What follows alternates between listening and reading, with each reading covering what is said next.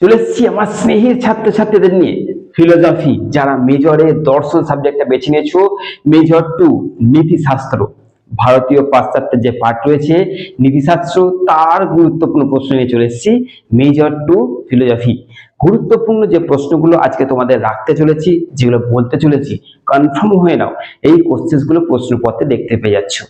এবং তোমাদের একটা জিনিস কমেন্ট করতে হবে, তোমরা এই প্ল্যাটফর্মকে কতটা বিশ্বাস এবং ভালোবাসো। ওকে, এটা কিন্তু অবশ্যই কমেন্টে জানাবে কতটা ভালোবাসছো এবং কতটা বিশ্বাস করো।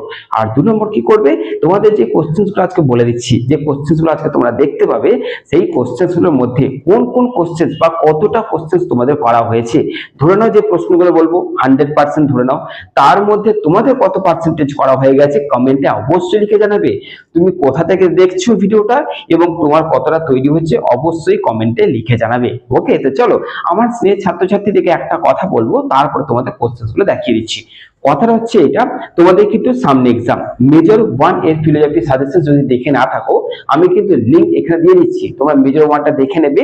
মেজর 1 এর কোশ্চেন একদম ফাটাফাটি করে দিয়ে দিয়েছি একদম, তোমাদের ঠিক সেম মেজর 2টা কিন্তু আপলোড হয়ে গেল। মেজর 1টা দেখে নেবে, মেজর 2 তো তোমরা দেখতেই পাচ্ছ, শুধু যেটা বললাম কমেন্ট করতে সেটা করো, বাকিটা আমার উপর ছেড়ে দাও। তোমার পরীক্ষা চরম হবে এটা তো গ্যারান্টি দিচ্ছি। তারপর এই সাবজেক্টে 2 মার্কস তো দেবই, 2 মার্কস উইথ অ্যান্সার তো তোমাদের দেবই, তো 2 মার্কস উইথ অ্যান্সার তোমাদের আমি দেবো মেজর 2 ফিলোসফি এবং মেজর 1 ফিলোসফি। তারপরে এসইসি রয়েছে, তারপরে বাকি সাবজেক্টগুলো রয়েছে, সেগুলো তো সবই পাবে, মাইনরটাও তোমাদের দেবো, খুব তাড়াতাড়ি দিয়ে দিচ্ছি।